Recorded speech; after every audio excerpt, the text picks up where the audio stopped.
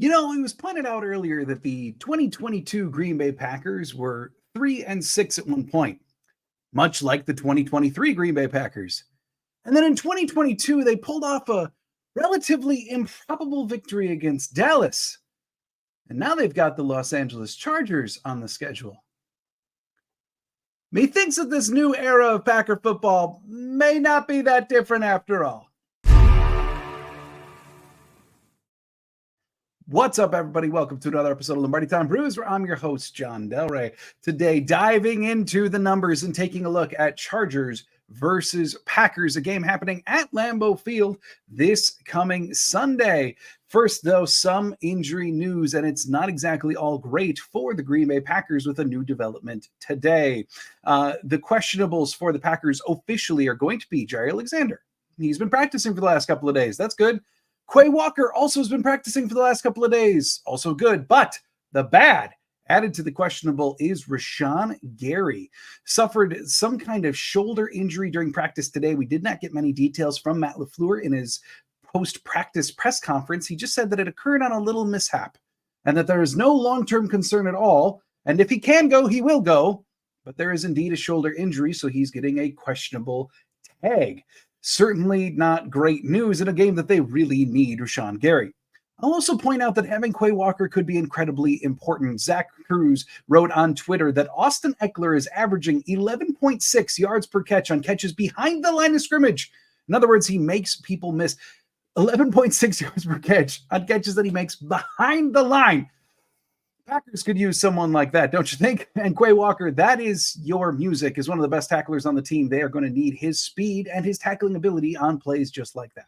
Then to finish off the Packers injury report, that would be a doubtful tag for Rudy Ford, still working on coming back from his injury. For the Chargers, they've got a couple biggies of their own. Keenan Allen is questionable. However, he has practiced for most of this week and was a full participant today. In addition, they had their own injury creep up on the report today. That would be Jalen Guyton, one of their wide receivers, added to the report today with a groin injury. Then also running back Isaiah Spiller. Then they also have a few long-term injuries to the Chargers, one being former Packer, their center, Corey Linsley, looks doubtful to play again this year. Then you also have Mike Williams and Joshua Palmer, two additional wide receivers for the Chargers who are on the IR. Before diving into the numbers, I'm just going to say a super quick overview of what this game has looked like and how it actually looks like a few games that the Packers have already played this year. Because similar to the Raiders, the Chargers team are predominantly an average, below average in some spots overall roster, but their stars are elite.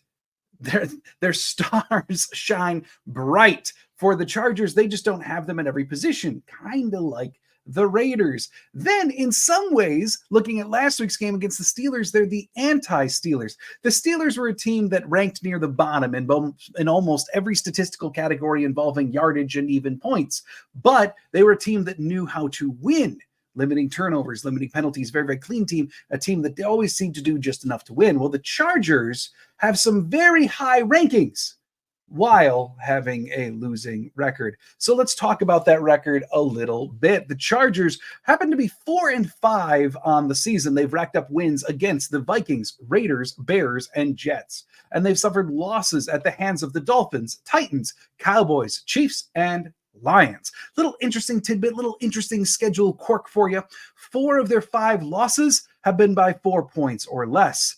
3 out of their 4 wins have been by at least 7 points. This is a team that when they lose, they keep it close, but when they win by a margin. They are coached by Brandon Staley. I see people talk every day about future Packers defensive coordinator Brandon Staley, and well, maybe, but he still is head coach of the Chargers for right now, and he has piled a 23-20 career record to this point. Their offensive coordinator would be former Cowboys offensive coordinator Kellen Moore, and then their defensive coordinator is Derek Ansley.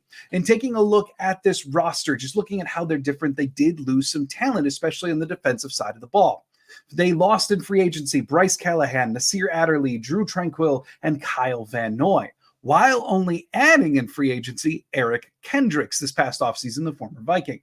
And then in terms of significant contributions from rookies, there's not a ton, but two top-heavy ones, let's say. In the first round, they chose wide receiver Quentin Johnston, who's becoming an ever-increasing part of the offense for the Chargers, especially in lieu of Mike Williams since he suffered his ACL injury. Then there's their second-round pick, Tui Tupulotu, and I've been practicing that. I'm sure I still got it wrong. But anyway, he's a rookie from the second round with 7 sacks on the year already. Their fourth-round receiver, Darius Davis, has been playing also an increasing amount of snaps. We may see him even more if Guyton can't go. And then their sixth-round pick, Scott Matlock, an interior defensive lineman that I know a lot of Packers draft people actually really liked for the Packers. Regardless, he's playing on the Chargers, and he has an increasing workload as well. Now, where does this team rank? Let's talk about the Chargers offense. They are a juggernaut-style offense that can certainly hit you with the big play and yards after the catch. We're going to get to that in just a second. So in terms of passing per game, they get 249.1 yards per game through the air. That's good for 8th in the NFL. Their one deficiency on offense would be running the ball. Now, keep in mind, Austin Eckler did miss a bunch of games, but even since he's come back, he's only getting like 3.6 yards per carry. On the whole, though, for the team, they get 100.8 yards per game. That's good for 22nd in the NFL. In terms of scoring, obviously the most important category, 26.6 points per game, 7th in the NFL. So let's talk Justin Herbert and what exactly is notable about this offense. To this point, Herbert has thrown for 2,349 yards, 17 touchdowns, 5 interceptions, and a 69.6 QBR, good for 5th best in the NFL. And the thing is, when diving even further into what he's doing, he's absolutely lethal when he's been kept clean this year. 13 of his 17 touchdowns have come when he's been kept clean. He's also very, very good on play action. Only 25% of his dropbacks have been play action plays, but over half of his touchdowns have occurred in the same play allotment. Looking even beyond Herbert, let's take a look at Keenan Allen, who's on an absolute tear of a pace this year. People were projecting that age would catch up to him this year, but no, it just goes to show you that no matter how old you are, good route running wins the day. He has 73 catches for 895 yards, 6 touchdowns, and a 12.3 average to this point. By the way, I know a lot of people are talking about, but Jair is going to be back, and hopefully it's the good version that we saw against the Rams, but it may not make that big of a difference. Obviously, Jair being back will help the defense, but Keenan Allen has been lining up in the slot a lot this year. In fact, 62.3% of his snaps have come in the slot this year. Place where Jair doesn't go, in other words, not often anyway. That seems to be Keyshawn Nixon and really only Keyshawn Nixon's territory to this point. And the thing is, too, both Keenan Allen and Austin Eckler are both absolute yards after the catch menaces. Allen has 298 yards after the catch. Austin Eckler, 276. Both of those are in the top 20 of the NFL. They're one of only 2 teams to have 2 guys or more in the top 20. By the way, if you're searching for a Green Bay Packer, you have to scroll farther down that list. The Green Bay Packers don't have anyone in the top 50 in yards after catch this year. Now, defensively for the Chargers, this is where you see cracks in what the Chargers do. In terms of passing yards per game allowed, they give up 291.2 yards per game, good for 32nd in the NFL, otherwise known as dead last. In terms of rushing yards per game, they give up 102 yards per game. That's good for 11th in the NFL. And in terms of scoring, they give up 23.9 points per game, 24th in the NFL. The pass defense isn't just bad, it's bad to this point for the Chargers. Really, the entire secondary has struggled this year in coverage, including all-world safety Derwin James. Check out the NFL passer ratings for all of their starters in the secondary when they're targeted. Asante Samuel Jr., by all accounts, their number 1 corner. He's giving up a 96.3 QB rating when targeted. He's given up 589 yards receiving and a 14.4 yard per catch average, including 220 yards after the catch. In other words, the guys who you want to turn into yak guys, put them with Asante Samuel Jr. and let's see what happens. Their other starting corner, Michael Davis, 110.5 QB rating when targeted. Jasir Taylor, their third corner, the only one under 90 on this list, 73.3 QB rating. Derwin James, one of their safeties, 90.4. And then their other safety spot kind of split between 2 guys, Marlowe and Gilman, who collectively average, giving up a QB rating when targeted of 145. That's beautiful for the purposes of Jordan Love. The one thing I will say, though, is as many catches as they give up, as much yardage as they give up, they do get their fair amount of pass breakups. The same grouping of guys has 21 pass breakups so far on the year. Overall, though, that's 32nd rating in yards per game allowed in the pass. It's well earned. In fact, it's about 30 more yards per game than the team even in 31st. And for as bad as their coverage has been, you want to flip that coin and look for something good? It's their pass rush. So basically, if you can avoid the pass rush and get the ball down the field, you're probably going to be successful. But the problem is getting rid of the ball in the first place. They've got 4 individuals with at least 5 sacks on the year already. Joey Bosa, Khalil Mack, Tuli Tupulotu, and Morgan Fox. Khalil Mack on the whole deserves a special shout out as he's really returned to form this year with the Chargers after a couple of down years. He's got 10 sacks credited to him by PFF, and he's also earning an 86.4 run defense grade already with 23 stops. Certainly one of Mack's best seasons in years. As far as those other important stats that aren't offense or defense, in terms of turnover margin, they're one of the best teams in the league at a positive 0.9 per game. In terms of sacks per game, they get 3.4 sacks per game, tied for second in the NFL, while giving up only 2.2 sacks per game. Penalties, they're better than the Packers, no doubt about it. They get only 5.3 penalties per game, good for 6th in the NFL. The Green Bay Packers, in case you're curious, they're not anymore. Playing a little bit cleaner football against Pittsburgh really helped. Now they only average 7.2 penalties per game. Good for 30th in the NFL. Baby steps. And then in terms of plays per game, the Chargers operate a quicker offense than the Packers certainly do. The Chargers get off 64.3 plays per game. That's 13th in the NFL, while the Green Bay Packers get 60.4, good for 25th in the NFL. One of the places the Chargers do better than the Packers would be in special teams. They have an 82.8 PFF rating. That's 11th in the NFL, while the Packers are squandering an 18th at 76.1. So now we know. Now we're familiar with what the Chargers do on both the offensive side of the ball and the defensive side of the ball. So how do the Packers expect to win this game? The Chargers are going to get yards against you, no doubt about it. They also should give up a whole bunch of yards for you. And that's key number 1. Let Love fly and push the ball to your playmakers. If Love and Watson are going to come to a place of chemistry this year, it would really come in handy for that to come against a struggling Asante Samuel Jr. It could very well come in this game. People have been joking for weeks now about how the Packers are the get-right game on everybody else's schedule. Play the Packers, you can figure your stuff out, and it leads to a winning streak. Look no further than the Broncos, because that's when it started turning around for Sean Payton and company. But realistically, the Packers need to use this as their opportunity, specifically with Christian Watson. Use him on crossers and slants like he was more effectively used last year, and less 50-50 jump balls. Asante Samuel Jr. can absolutely be beaten, and he does give up a fair amount of yards after the catch. So, time to execute against that. This is a game where the Packers, like last week, have to build upon the progress we've been seeing in the passing game and let Love fly. Specifically, getting the ball out to his playmakers. And the thing is, too, it doesn't even have to be that quick. I'm going to talk about that in a little bit. Key number 2, this is just overall defensive key.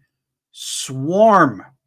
Against Justin Herbert, yeah, the Packers are going to play staggeringly back. Like, this is not going to be a game where the Packers are going to be uptight against the line or cover the box or do single gap covered. Like, it's not going to happen. The Packers and Joe Barry are going to back themselves way the freak up against the Chargers. And this is one game where they should. It actually makes sense against the Chargers, unlike against the Steelers, because that's how you stop big plays and yards after the catch, is by being farther back.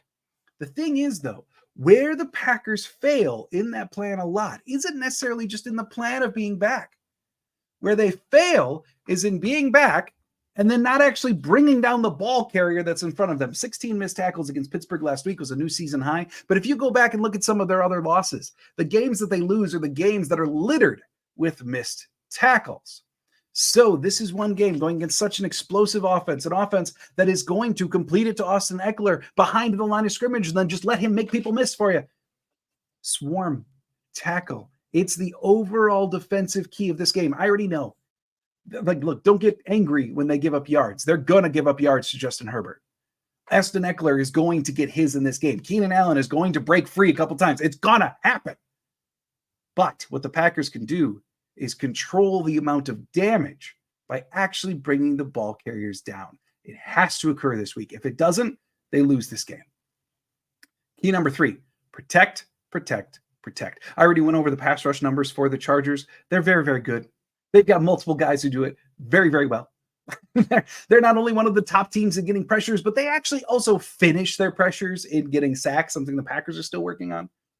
But the thing is, it doesn't mean that the Packers have to only do quick screens, bootlegs, slants, etc., every quick route you can think of. Because the Packers' offensive line did show that when they are healthy enough, they can play very quality pass protection. They did it last week against the Steelers. For the most part, TJ Watt was contained. So was Highsmith on the other side. So is Cam Hayward on the defensive line. And the Packers are going to have to do it again. I think they should roll out basically the same protection plan that they utilized because it worked. See, that's the thing. You may think that the Packers going against this pass rush have to get the ball out quick, but they don't. They really don't. It's not that Love can hang back there for 7 seconds. Like, don't get me wrong. But there is time to allow your receivers to at least get down the field, which is where you can make some real progress. And then number 4, win the field of position battle. You want to give the Chargers a shorter field because of an errant kickoff that bounces out of bounds? They'll make you pay for it. Make boneheaded penalties like a defensive pass interference or, chasing someone out of bounds or all the things that we've seen the Packers do over the last few weeks with undisciplined play. They'll make you pay for that too. The Chargers are too explosive offensively and too opportunistic defensively with that positive turnover margin that they will make you pay for your mistakes.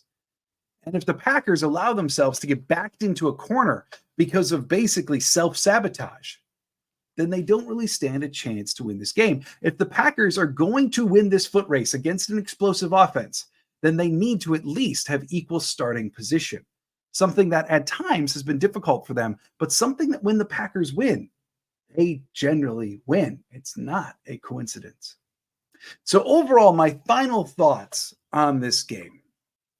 I feel weirdly okay about it. I probably shouldn't. But the truth is, I really do. I think that the Packers defense can survive against the aerial attack of the Chargers. And I really like the fact that the passing game seems to be coming together now against a team that's worse than anybody else in the NFL at covering it. This is an opportunity for growth. It's actually not that bad of a matchup for the Green Bay Packers. If they can keep pace, then they absolutely can win this game. See, the Chargers have the same very Packers-y problem of actually playing to their opponents. You saw that last week. They hung with Detroit to the end of the game. And then there's other games this year where they've played down to inferior opponents. The Packers and the Chargers both seemingly do that. Packers maybe more so its reputation from the last couple of years, but Packers have got this thing where they absolutely play to their opponents. What happens when you take two teams that mold to each other and match them up? We're going to find out. But one thing we can say is that neither team has necessarily shown the absolute will to win by this point, or maybe they just don't know how. Andy Herman, I opened the show with this, but I wanted to dive in a little bit further because Herman took it a step farther than I did. He shared on Twitter this morning that in 2022, the Packers were 3-6 at this point. Yep, we know that. Then they pulled off an impressive win against Dallas last year, and then maybe the Chargers this year to bring them to 4-6. But then the next two games last year were against two veteran teams in the Titans and the Eagles. Packers lost both before falling to 4-8 and then going on a run against easier opponents as the season began to close out. The next 2 weeks for the Green Bay Packers happened to be the Lions and the Chiefs. I don't think anyone is predicting the Packers to win either of those. So pull off maybe not necessarily an upset, but an improbable victory this weekend and lose the next two. And you are identical to where you were in 2022. As I said in the opening, maybe this new era of Packers football isn't so new after all. But still, I got a good feeling in my gut. I think that this Packers team, this could be the week where we actually see things start to click. That performance against Pittsburgh, at least offensively, was very, very encouraging. And now defensively, Joe Barry's strengths may be the things that actually work out well against the Chargers, assuming they can actually tackle. So let's give the Packers the win, because that's what I do. When the games are even close, I'm going to give it to the Packers. Packers 27, Chargers 22.